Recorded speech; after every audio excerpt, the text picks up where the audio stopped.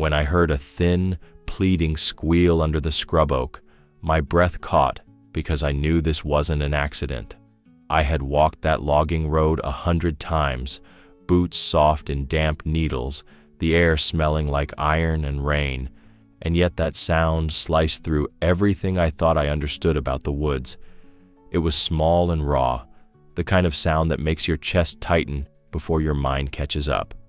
I pushed aside the branches, and there he was, gray fur matted with mud, paw twisted at an ugly angle, a steel trap biting his leg like a mouth that would not let go.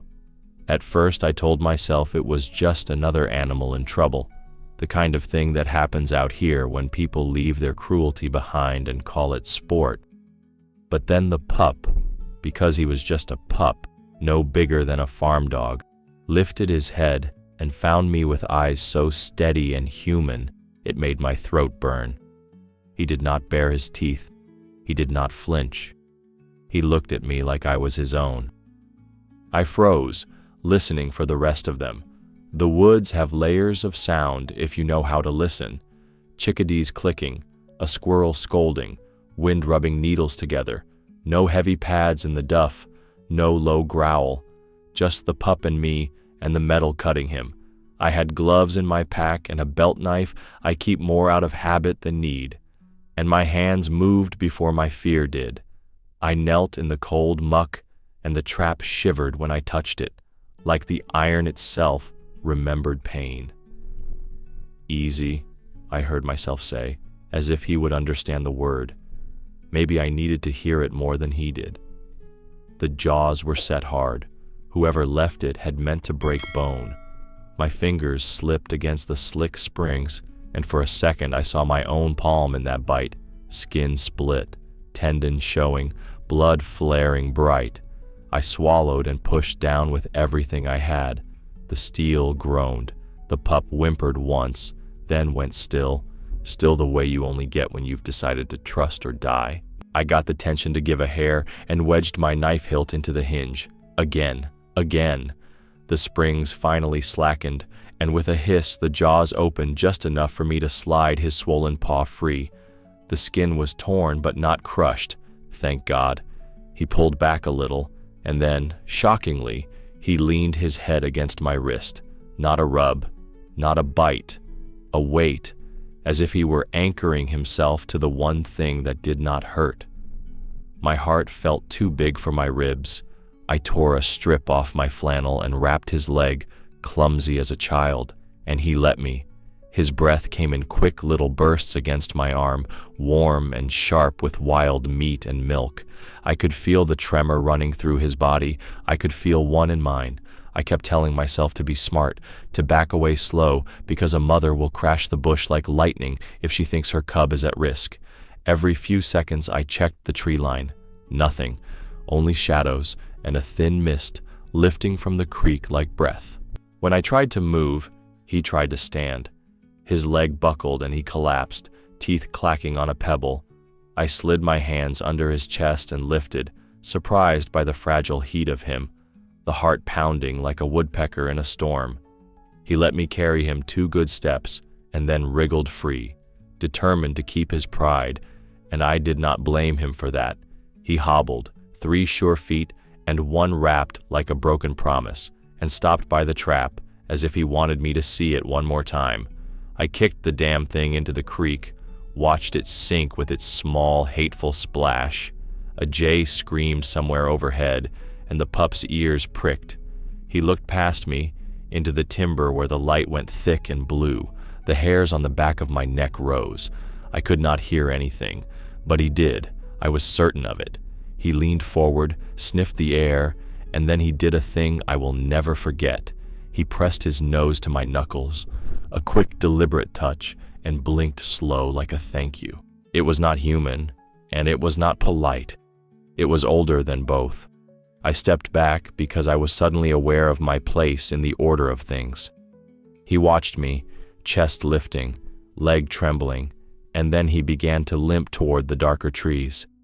He would walk a few yards, stop, and look over his shoulder as if asking if I was coming.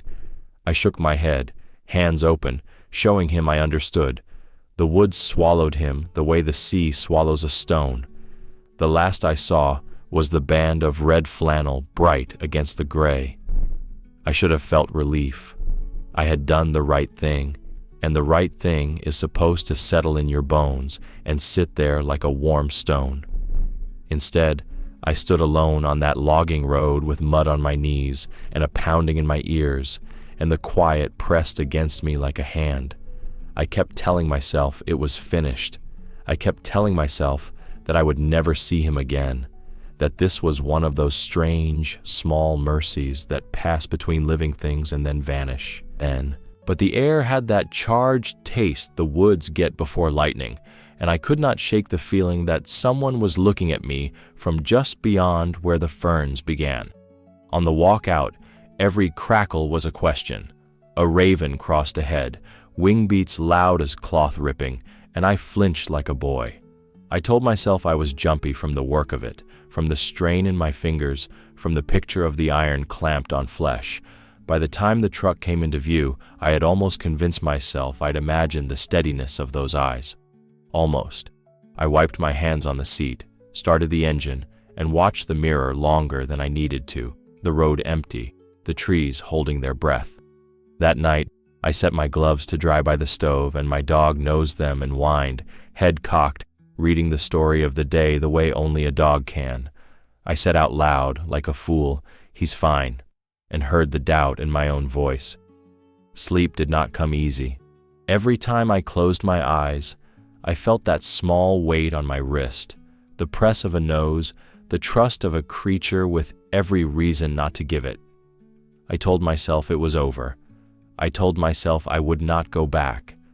But lying in the dark, I could still hear the creak and the trap hissing open and that thin, impossible squeal that had called me like my own name. And under all of it, like a second heartbeat, there was the certain, unsettling sense that I hadn't been alone out there at all, that something had been waiting, quiet as snowfall, watching from the pines, and that this was not the end of anything.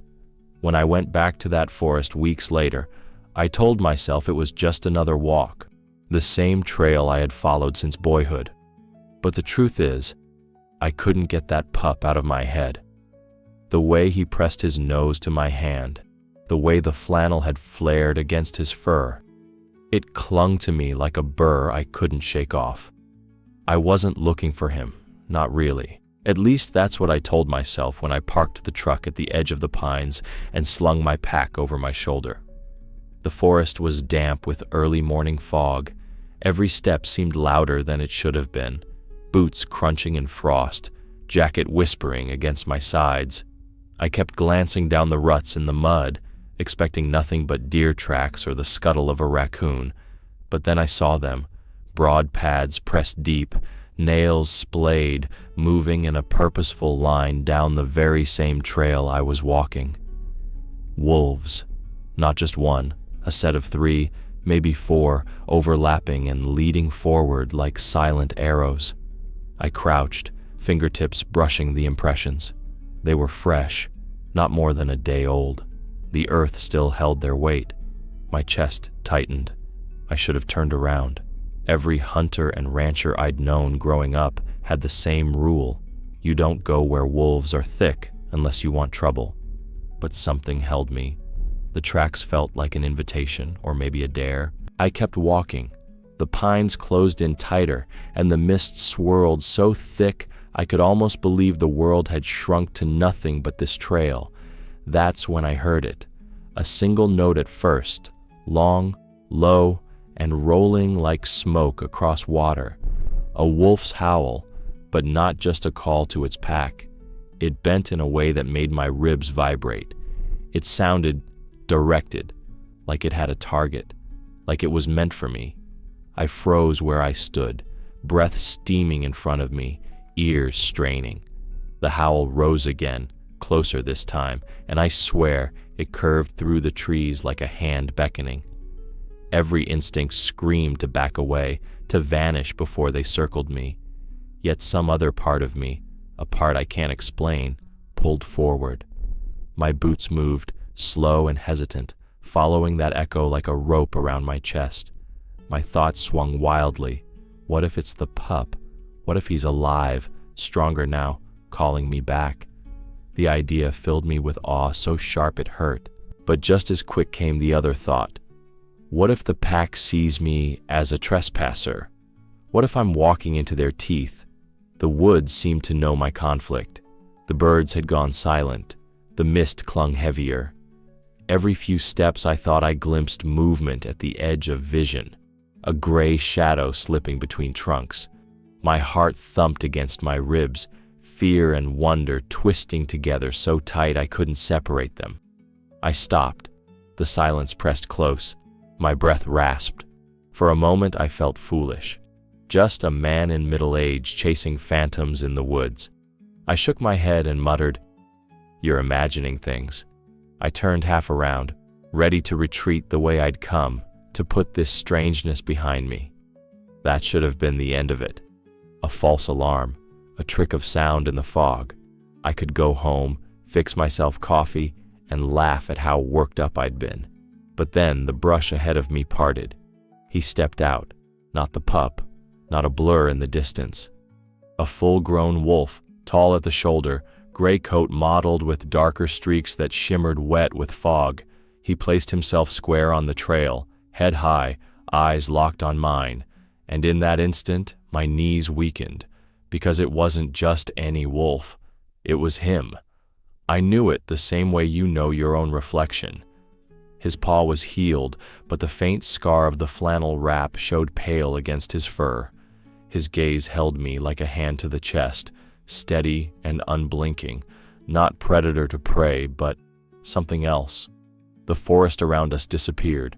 There was no fog, no trail, no world, only that gaze, burning into me with a recognition I could not reason away. I didn't breathe. I didn't move. I only thought, he came back, or maybe he never left at all. He stood there on the trail like a stone monument carved out of fog, eyes fixed on mine. My throat closed. Every tale I had ever heard about wolves, how they stalk, how they test, how they kill, crowded my skull at once. I expected the lunge, the flash of teeth, the end. My legs wanted to run but locked in place, refusing to betray me. The wolf didn't charge. Instead, he lowered his head slightly, not in submission, not in threat, but in some strange acknowledgement. Then he moved. Slow, deliberate steps, circling wide around me, paws whispering against the damp earth. His eyes never left me, even as his body described a careful arc. I turned with him, breath short, palms damp. He was measuring me, I was sure of it. Testing my place in this story neither of us had written. And then the shadows stirred. At first it was just a tremor at the edge of the trees, a ripple in the underbrush. But then I saw him, smaller, thinner, not a pup anymore, but not yet grown, limping just slightly on a leg that had once known iron teeth. His fur had filled out, coarse and silvering along the back, but his eyes, God help me, his eyes were the same. I knew him. I knew him like you know the voice of someone who once saved your life, and the instant those eyes locked with mine, the world cracked open inside me. I knew him by his eyes. He knew me.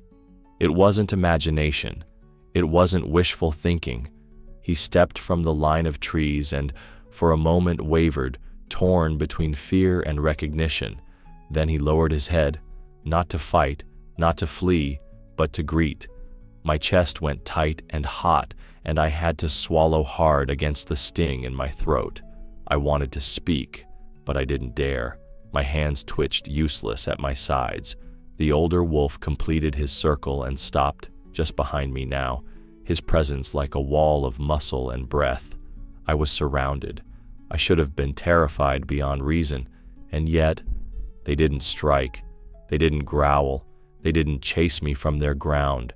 They accepted me, if only for that heartbeat of eternity, as something not foreign.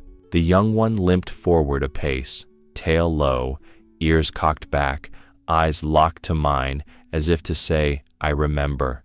My knees nearly buckled. The truth washed over me. They weren't here to drive me off. They were here to show me something I was not meant to doubt again. A part of me wanted to sink to the earth, to let tears have their way, because I felt smaller than I ever had, smaller and yet seen in a way no man expects from the wild. My fear tangled with awe, a strange harmony that made me tremble like a boy. I thought then, foolishly, that it was finished, that this was the closure. They found me. They showed me recognition. They let me stand among them without harm. This was their thanks, their miracle, their farewell. I breathed deep, steadying myself, thinking I would turn and leave while the moment still held its grace, but the forest never lets you write its ending. From beyond the ridge came a sound that cut sharper than any howl, a crunch of boots where boots did not belong, a metallic clack, unmistakable, heavy and deliberate. A gun being readied. The wolves froze. Their ears snapped toward the noise, bodies tensing like bowstrings. My stomach dropped through my boots. Another man was in these woods, and he was armed. The crack of a boot on frozen ground snapped the air apart. Then came the metallic click, so clean, so final, that my stomach turned to water. I knew that sound too well. A rifle being readied. I ducked instinctively, pressing myself into the bark of a pine, heart hammering in my ears. Through the fog, I saw him step into the clearing. A man in a tattered camo jacket, cap pulled low, rifle cradled with the ease of someone who had used it many times before. His eyes scanned the tree line with the cold hunger of a predator who believed he owned what he saw. The wolves had gone still as stone statues. The young one froze mid-step, paw hovering in the air. The big gray, the one I'd taken for the leader, shifted forward, chest broad, gaze locked on the intruder. Not a sound came from him, no growl, no snarl, only a silence so heavy it felt like thunder waiting to break. I thought, this is it. He'll drop one with a single shot, then another, and the clearing will be red before I can even breathe. My knees shook. I couldn't save them. I couldn't save myself. I pictured the pup, the one I had freed, falling here while the man reloaded. And then something shifted. The wolves should have scattered. Every story says so. The crack of a rifle, the scent of man, the promise of blood. They should have melted back into the timber and left me alone to deal with what was coming. But they didn't. The leader turned his head, not toward the hunter, toward me. His eyes locked with mine, and I felt it as surely as if he'd laid his paw on my chest. He knew I was afraid. He felt it. My fear wasn't mine alone anymore. It ran through the clearing like a current, and the wolves caught it like a wire pulled taut. The big gray stepped forward, muscles bunching, and placed himself squarely between me and the rifle's line of fire. His hackles lifted, ears high, body still but ready. The young one limped to his flank, small and defiant, like he would stand beside his protector no matter what it cost.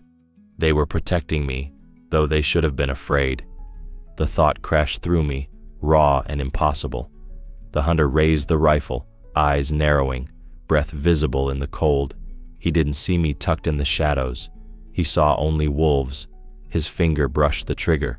My lungs locked. I thought, this man will decide everything now. He will end it in one pull. But the forest had other plans. The gray took a single step forward and loosed a sound that wasn't quite a growl, wasn't quite a howl.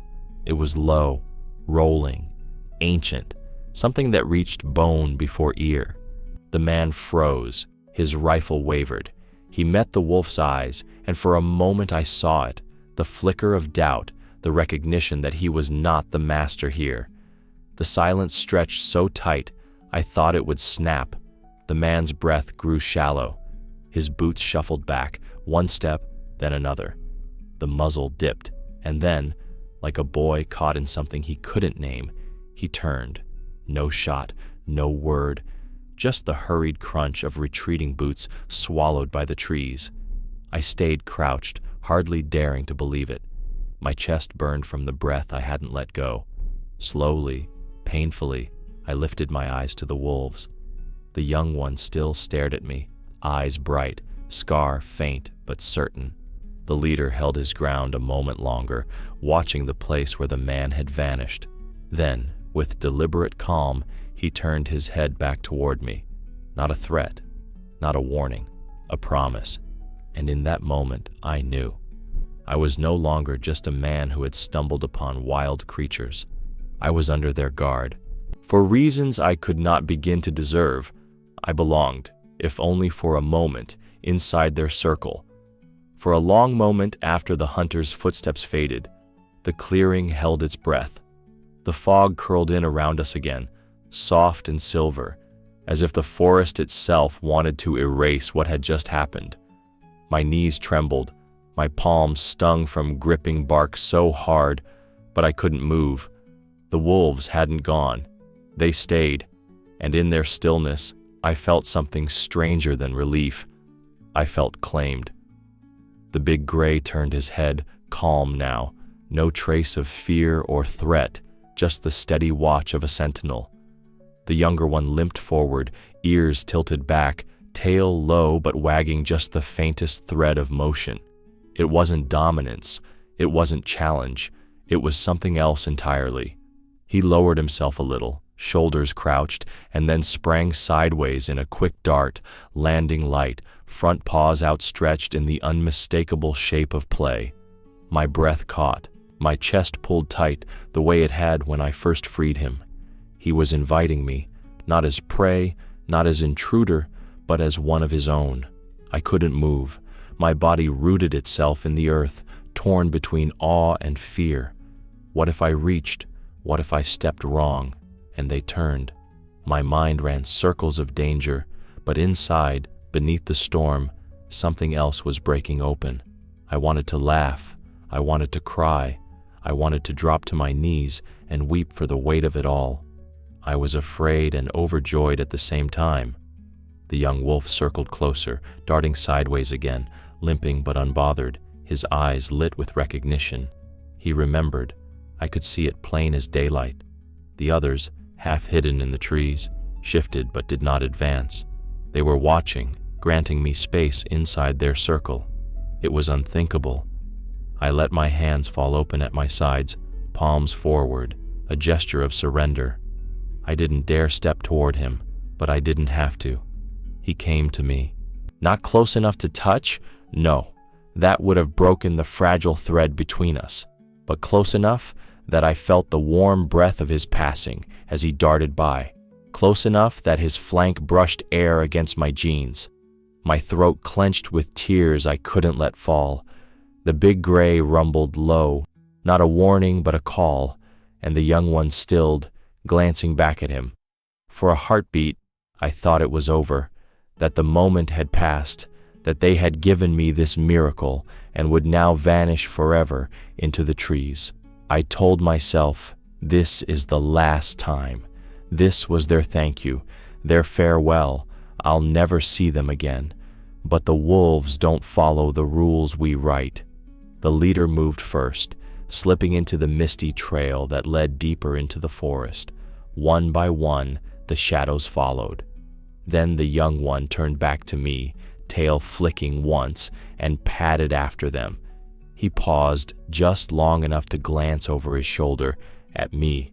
It wasn't a command, but it wasn't nothing either. It was an invitation.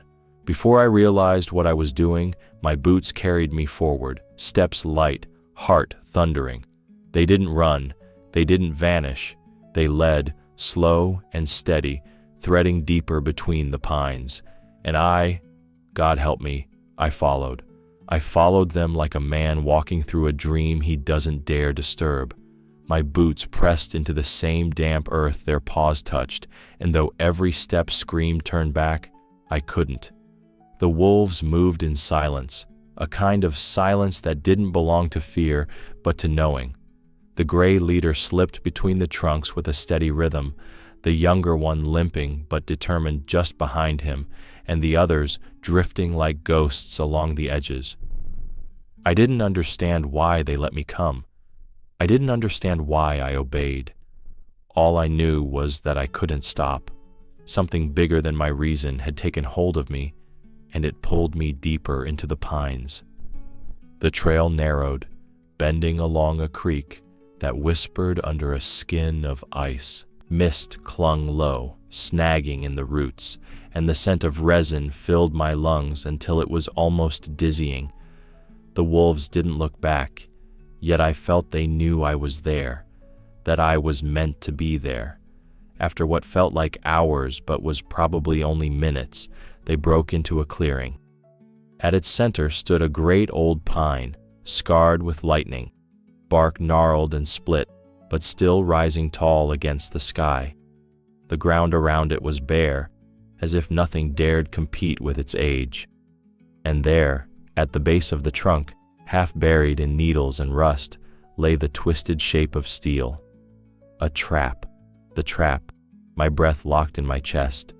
The iron jaws were bent, one spring broken, but I recognized it instantly. The same cruel device I had pried open with shaking hands. The same one that had bitten down on a young paw and refused to let go until I forced it. The young wolf limped forward. He lowered himself beside the trap, not touching it, just sitting there as if to mark the spot. Then he lifted his head, and his eyes found mine. And I knew, beyond all question, beyond all excuse, that he remembered.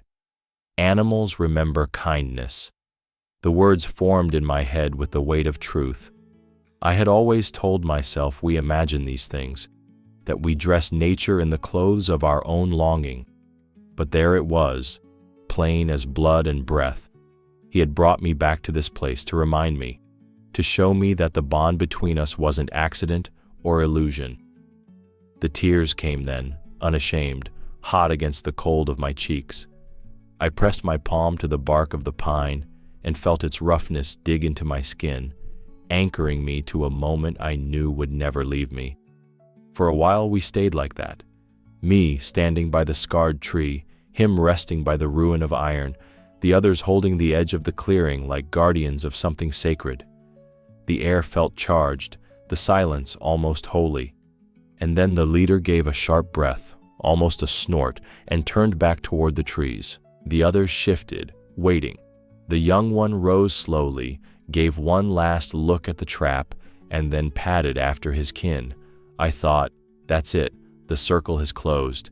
They showed me what I needed to see, and now it's over. I wiped my face, chest aching with both sorrow and gratitude, and started back toward the path I knew would lead me out. But the wolves didn't vanish. They didn't scatter into the mist and leave me to my own way.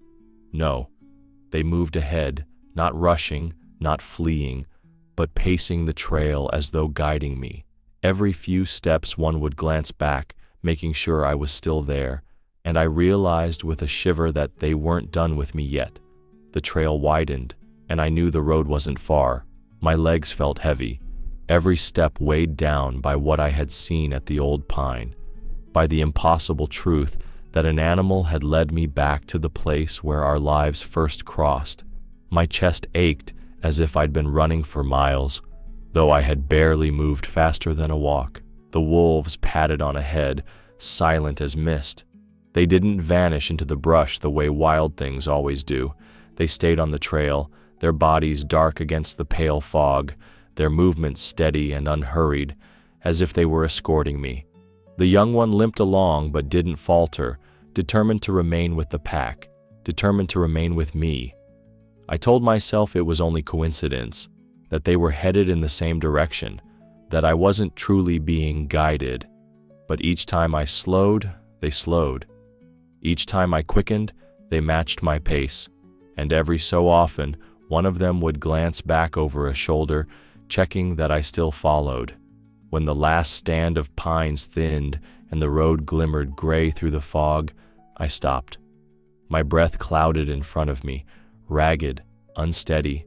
I expected that this was the moment they would turn, fade back into their world, leave me at the edge of mine. But they didn't. The pack gathered just behind the tree line, still watching. Then the leader stepped forward. He closed the distance until only a few yards of air separated us, his paws dark in the damp needles, his chest broad and scarred with the history of 100 winters. He stood there, unflinching, and lifted his head. His eyes met mine, and everything I thought I knew about fear, about respect, about kinship, collapsed in that gaze. It wasn't wild rage, it wasn't threat. It was something older, deeper. In his eyes was more than I had ever known in men. It was not a look I could ever deserve. It was recognition, a wordless, impossible acknowledgement. You are not outside us anymore. My throat tightened, tears spilling hot and unchecked. My hands trembled at my sides, palms open, useless, as if I could somehow hold the weight of what was being given to me.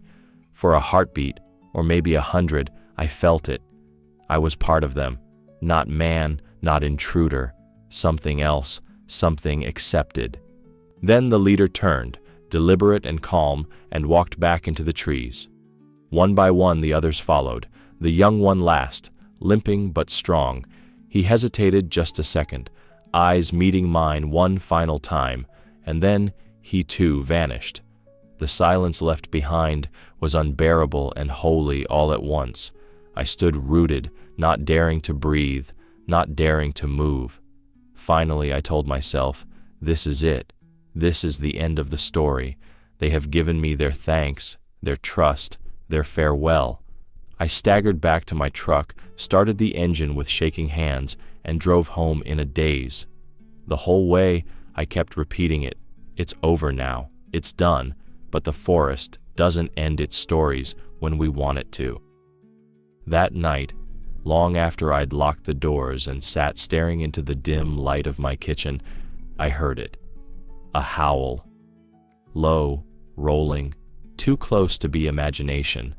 It poured through the window like smoke, filled every corner of the house, and set my heart hammering. Then another joined it, higher, younger, threaded with memory. I rose to my feet, frozen in the silence between echoes. My breath shook, my eyes burned. They had followed me home. The howl came again, rolling over the roof like a tide. It wasn't the thin, frightened cry I'd first heard under a tangle of brush. It was strong now, deep and certain, carrying miles as if the whole night belonged to it. I stood in the dark kitchen with my hand on the window frame, pulse beating too hard in my throat. Then, almost trembling, I opened the back door and stepped into the yard. The air was sharp with frost. My breath fogged out in front of me and hung there like smoke. The world felt stripped bare, quiet, except for that sound pouring down from the hills. One note lifted, then another answered, weaving together until the night itself seemed to shiver, and I knew it was him, the pup I had freed from iron teeth, the one I had watched limp back into the shadows. He was grown now, his voice stretched with strength, but I felt the same echo in it, the same thread that had tethered him to me in that clearing. They were calling to me the way they call their own. I stumbled a few steps into the yard, head tilted back, listening, tears already hot against the cold. My chest heaved with something too big for words, fear, awe, joy, grief, all twisted together until it felt like breaking open. I whispered into the night, though no one but the stars could hear, "Such things don't happen." But I saw it, I lived it, and in that moment, I couldn't help but believe that the wolves were wiser than we are, kinder, fairer. They remembered what humans forget. They remembered mercy. The howls rolled again, softer now, not demand, but invitation. My knees weakened. I pressed a hand to my chest and let the tears fall freely. I wasn't outside their circle anymore. For reasons I would never understand, I had been counted among them. That was the final blow, the backward strike that left me breathless. It wasn't just that I had saved a pup. It wasn't just that they had spared me. It was that they had chosen to remember me when they could have forgotten. that they had offered me a place, if only for a moment, in a world older and truer than mine. I wiped at my face, but it was no use. The tears came anyway, and for the first time in my life, I didn't try to stop them. If your heart is beating fast right now, if you feel that same shiver I felt in the dark, then you understand. Subscribe, because nature still keeps secrets like this, and here, those stories are told. And if you believe in the bond that ties us to the wild, then write these words: we are not alone in this world, because I swear to you, I know it now.